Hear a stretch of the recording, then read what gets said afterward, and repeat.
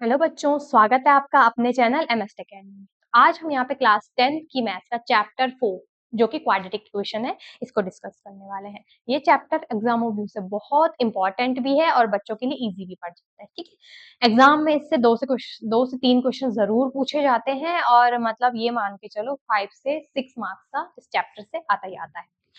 तो इससे पहले आपने क्वाड्रेटिक इक्वेशन 9th में पढ़ा होगा, बट उसमें आपके पास ये पॉलिनोमियल में था। पॉलिनोमियल में एक टॉपिक था, लेकिन 10th में आपके पास इसका पूरा चैप्टर है क्वाड्रेटिक इक्वेशन। तो अब हम इसको बेसिक से पूरा डिस्कस करेंगे। ठीक है, तो स्टार्ट करते हैं। देखो क्वाड्रेटिक इक्वेशन, चलो पहले मैं इसको थोड़ा सा बता देती हूँ आपको क्वाड्रेटिक इक्वेशन होता क्या है, अगर आपको इसके बारे में कुछ नहीं पता। तो क्वाड्रेटिक इक्वेशन क्या होता है, जिसमें वेरिएबल की हाईएस्ट डिग्री 2 होती है, उसको हम यहाँ पे क्वाड्रेटिक इक्वेशन बोलते हैं। ठीक है, तो जो मैंने बोला है इसको समझने के लिए मैं आपको सबसे पहले इसकी स्टैंडर्ड फॉर्म कराऊंगी। स्टैंडर्ड फॉर्म क्या होती है इसकी, जो बहुत मेन है। स्टैंडर्ड फॉर्म, तो a x square plus b x plus c equal to 0 और एक कंडीशन होती है a does not equal to 0। यानी कि जो क्वाड्रेटिक इक्वेशन होती है, आपको ये किस फॉर्म में आपने मतलब जब इस टाइप की इक्वेशन आपने देखी होगी तो उनको हम यहाँ पे क्वाड्रेटिक इक्वेशन बोलते हैं। ठीक है, यानी कि जिसमें वेरिएबल, इसमें क्या है वेरिएबल एक्स, एक्स की हाईएस्ट डिग्री क्या है 2, इनको बोलते हैं क्वाड्रेटिक इक्वेशन। ओके, अच्छा ये इसकी स्टैंडर्ड फॉर्म है, ये बहुत मेन है, मतलब इससे बोर्ड में क्वेश्चन आते हैं कभी एग्जाम्पल में। ठीक है, ऑप्शन में कभी आपके पास इससे क्वेश्चन बनते हैं।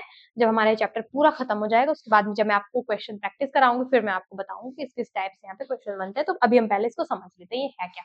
जैसे एग्जाम्पल से अगर मैं बताऊं आपको, 5x² plus 3x plus 2 is equal to 0। तो ये हमारी क्वाड्रेटिक इक्वेशन, इस टाइप की क्वेश्चन आपने देखी होगी जिसमें वेरिएबल x है, x की हाईएस्ट डिग्री 2 है, इनको बोलते हैं क्वाड्रेटिक इक्वेशन। ओके, अच्छा अगर आपने कभी स्टैंडर्ड फॉर्म नहीं पढ़ी आज से पहले तो इसको थोड़ा सा मैं आपको डिस्कस करा लेती हूँ कि ये ए बी सी क्या है ना, ये सारी चीजें। तो देखो स्टैंडर्ड फॉर्म क्या होती है, जो मतलब जो क्वाड्रेटिक इक्वेशन होती है ये जिस फॉर्म में लिखी जाती है इसको स्टैंडर्ड फॉर्म बोला जाता है। ओके, इसमें देखो ए बी सी क्या है, इनके बारे में थोड़ा सा डिस्कस कर लेते हैं। 9th में आपने पढ़ा होगा शायद कि coefficient of x square, coefficient of x, और एक चीज पढ़ी होगी आपने कांस्टेंट। ये भी थोड़ा मेन है, इनको भी अगर आपको ध्यान नहीं है तो थोड़ा सा इसको जान लो। देखो कोएफिशिएंट ऑफ एक्स स्क्वायर क्या होता है, जो हमारे पास क्वाड्रेटिक इक्वेशन होगी उसमें जो क्या होगा एक्स स्क्वायर होगा, जिस जहाँ पे एक्स स्क्वायर होगा उसके साथ जो नंबर मल्टीप्लाई में जुड़ा हुआ रहेगा, जैसे कि एक्स स्क्वायर के साथ ए जुड़ा हुआ है यहाँ पे। ठीक है, एक्स स्क्वायर के साथ ए ऐड है यहाँ पे, तो ये ए क्या हो जाएगा एक्स स्क्वायर का कोएफिशिएंट। इसी तरीके से एक्स मतलब बी एक्स है तो एक्स के साथ कौन है मल्टीप्लाई में बी, तो एक्स कोएफिशिएंट ऑफ एक्स क्या हो जाएगा बी, एंड सी क्या हो जाएगा कांस्टेंट। ओके, इसके साथ कोई भी वेरिएबल नहीं तो सी कांस्टेंट बोला जाएगा यहाँ पे। अच्छा अब एग्जांपल से समझते हैं थोड़ा। एग्जांपल में देखो एक्स स्क्वायर का कोएफिशिएंट कौन है इस एग्जांपल में, तो एक्स स्क्वायर का कोएफिशिएंट है 5, क्योंकि 5 एक्स स्क्वायर के साथ मल्टीप्लाई में जुड़ा हुआ है, यहाँ पे कोई भी सिंबल नहीं है तो इसका मतलब मल्टीप्लाई। ओके, अच्छा एक्स का कोएफिशिएंट क्या है 3, एंड जिसके साथ कोई भी वेरिएबल नहीं ऐड है वो है कांस्टेंट, यानी कि 2 हो जाएगा हमारा कांस्टेंट, यानी कि सी क्या है, सी के बराबर है 2।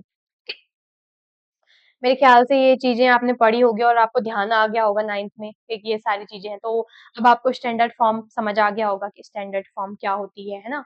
इसमें जो ये ए बी सी ये क्या होते हैं, एक्स क्या है कॉपी वो वेरिएबल है, एक्स वेरिएबल है। अच्छा वेरिएबल क्या होता है इसको भी थोड़ा सा समझ लो।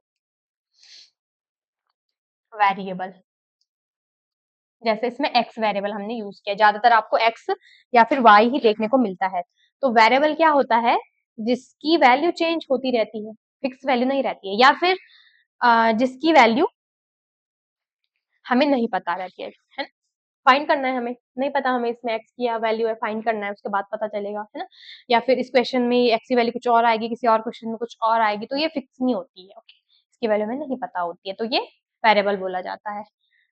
ठीक है, इन चीजों को आप नोट कर लो, उसके बाद हम यहाँ पे और चीजें डिस्कस करेंगे। मेरे ख्याल से समझ आ गया होगा, अगर कोई डाउट है तो आप कमेंट करके यहाँ पे पूछ सकते हैं। ठीक है, तो इसके बाद इसका नेक्स्ट कॉन्सेप्ट है, ये मेन है इसका। अच्छा, इसमें एक चीज है कि a x square plus b x plus c is equal to zero, और ये कंडीशन भी लिखना, ए जीरो नहीं होना चाहिए, ठीक। क्योंकि अगर ए जीरो हो जाएगा तो ये पूरा जो एक्स स्क्वायर वाला टर्म है ये जीरो हो जाएगा, फिर ये क्वाड्रेटिक इक्वेशन नहीं बोली जाएगी।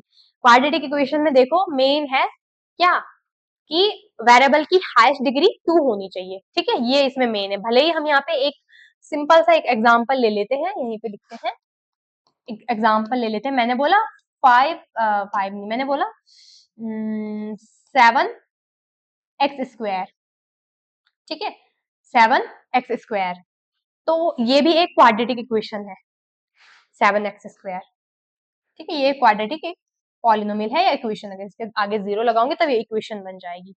तो 7x² इज इक्वल टू 0, तो ये भी एक क्या है, क्वाड्रेटिक इक्वेशन है।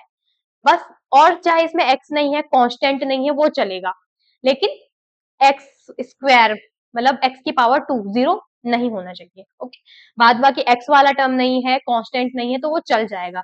क्या क्या होना चाहिए, बस ये मेन है कि इसमें वेरिएबल की हाईएस्ट डिग्री 2 होनी ही चाहिए, ठीक है, तो ये क्वाड्रेटिक इक्वेशन बोली जाए। ओके, इसके बाद नेक्स्ट इसमें हमारे पास क्वाड्रेटिक इक्वेशन में क्या है,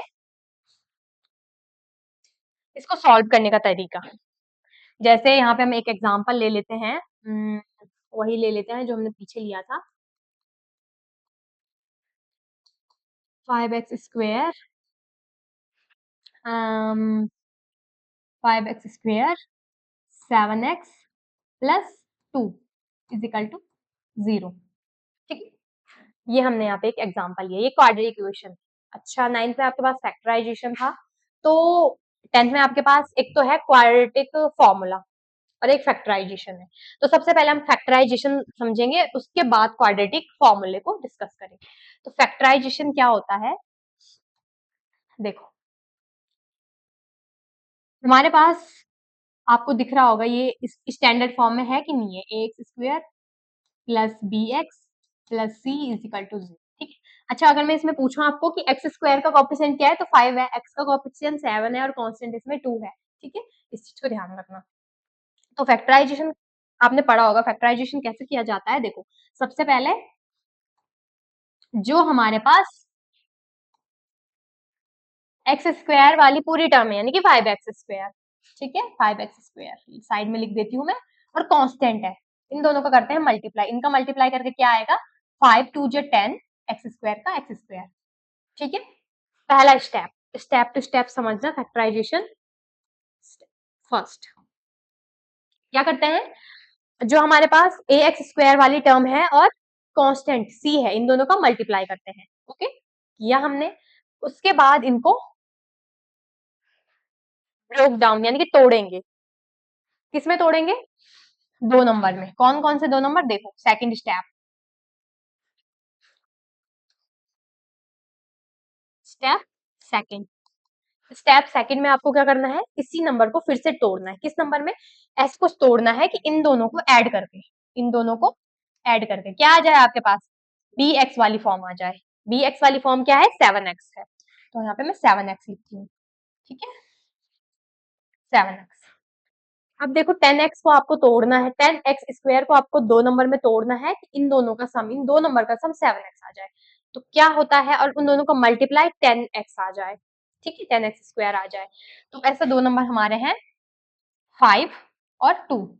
देखो 5 और 2 अगर मैं इन दोनों का क्या करूंगी, मल्टीप्लाई करूंगी, जैसे कि अगर मैं इन दोनों का मल्टीप्लाई करूंगी तो क्या आता है, 10x² आता है, और अगर मैं इन दोनों को ऐड करूंगी 5x और 2x, x भी लेना है यहाँ पे, ठीक है, अगर मैं 5x और 2x का क्या मल्टीप्लाई करूंगी तो 10x² आएगा, अगर मैं इन दोनों को ऐड करूंगी तो हमारा क्या आ जाएगा, 7x आ जाएगा, ठीक है। तो शायद ये चीजें आपने 9th में पढ़ी होगी, नहीं पढ़ी तो कोई बात नहीं, मैं इस पे डिटेल वीडियो यहाँ पे बनाऊंगी, अगर आप लोग कमेंट करके बोल।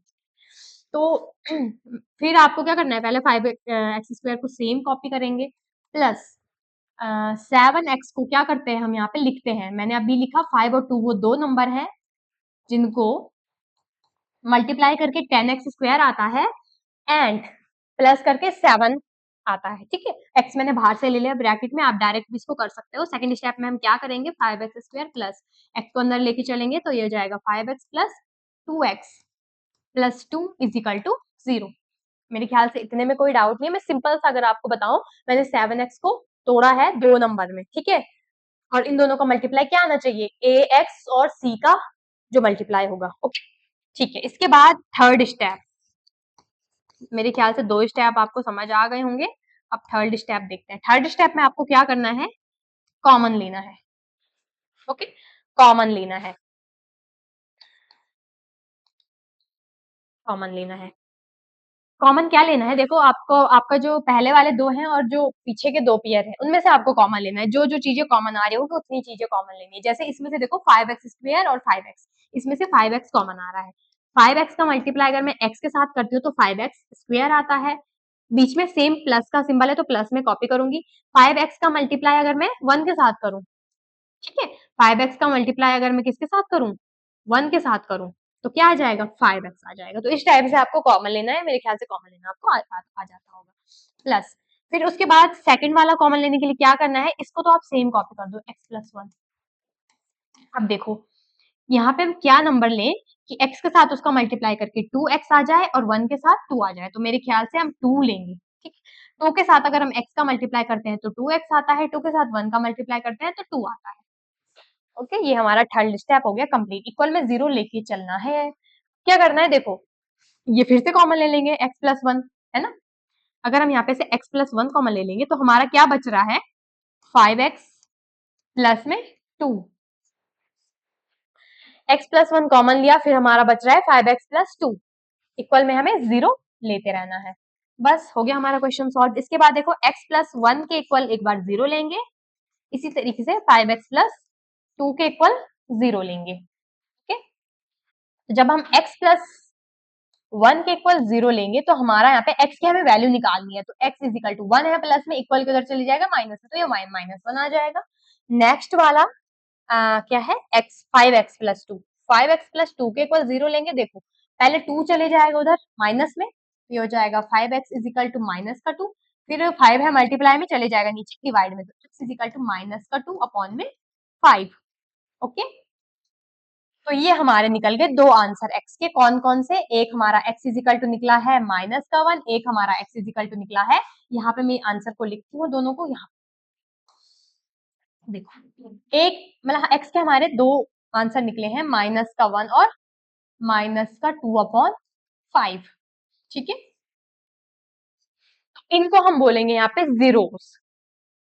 ये जो दो आंसर निकले इनको हम जीरोस बोल सकते हैं, और हम इनको अल्फा बीटा बोल सकते हैं। हाँ अल्फा बीटा आपने सेकंड चैप्टर में पढ़ लिया होगा, है ना। इनको हम अल्फा बीटा बोल सकते हैं, अल्फा और बीटा। इनको हम क्या बोल सकते हैं, जीरोस बोल सकते हैं, और एक्स की वैल्यूज, ठीक है। तो ये हमने इस टाइप से हमने फैक्टराइजेशन से हमने ये क्वेश्चन सॉल्व किया। आप इसको नोट कर लो या तो स्क्रीनशॉट ले लो, बाद में नोट कर लेना, और जो चीज समझ नहीं आई वो चीज आप पूछ लेना। अच्छा इसमें एक और चीज मैं आपको बताती हूँ बहुत इंपॉर्टेंट, क्वाड्रेटिक इक्वेशन जो होती है ना उसमें हमेशा x की दो वैल्यूज निकलती है, ठीक है। जो क्वाड्रेटिक इक्वेशन होती है उसमें हमेशा दो जीरोस निकलते हैं, अल्फा और बीटा, ठीक है। लीनियर में कितने निकलता है, एक, x की एक वैल्यू निकलती है, और क्यूबिक में तीन वैल्यूज निकलती है। चलो इतना डिटेल तो अभी आपके पास टॉपिक पे बताती हूँ। जो क्वाड्रेटिक इक्वेशन होती है उसमें हमारे पास हमेशा x की दो वैल्यूज निकलती है, ओके, अल्फा और बीटा। इसको जीरोस बोल सकते हैं आप, और भी इसके एक दो नाम है, ठीक है। तो ये तो है आपका फैक्टराइजेशन से। इसके बाद और है आपका क्वाड्रेटिक फॉर्मूला, ठीक है। फैक्टराइजेशन से एक सेकंड में थोड़ा सा देख लेती हूँ,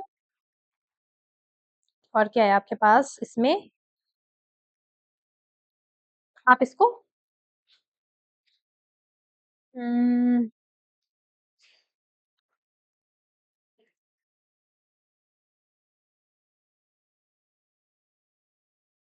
ठीक है, फैक्टराइजेशन है और एक क्वाड्रेटिक फॉर्मूला। अच्छा, मैं आपको इसमें से तो एक दो एग्जांपल्स यहाँ पे आपके लिए देती हूँ ताकि आप उनको सॉल्व करो। ठीक है, नेक्स्ट पेज ले लेती हूँ। जैसे कि आपके पास प्रैक्टिस के लिए क्वेश्चन जैसे मैं देती हूँ,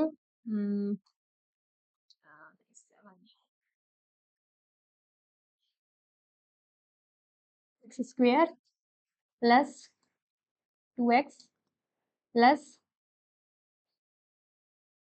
1 2, ठीक है, इज इक्वल टू 0। एक तो ये आपके लिए है, इसका आप आंसर कमेंट में बताना इसके जीरोस कितने निकल रहे हैं। ठीक है, चलो एक क्वेश्चन ही बहुत है, इसको आप फैक्टराइजेशन से ही करना।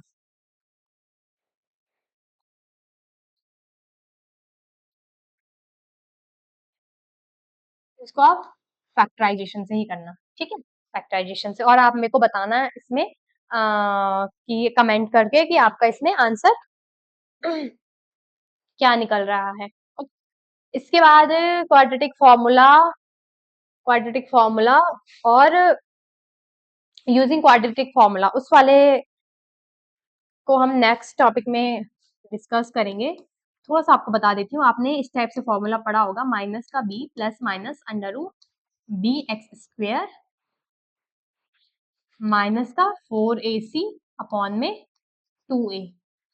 ठीक है, आपने ये फॉर्मूला पढ़ा होगा, इसको बोलते हैं क्वाड्रेटिक फॉर्मूला या फिर सीरीधराचार्य फॉर्मूला। ठीक है, तो इस टॉपिक को हम नेक्स्ट में कवर करेंगे। अगर आपको फैक्टराइजेशन से समझ में आया है तो वीडियो को लाइक और चैनल को सब्सक्राइब कीजिए और कमेंट करके मुझे इसका आंसर बता देना। ठीक है, मिलेंगे नेक्स्ट वीडियो।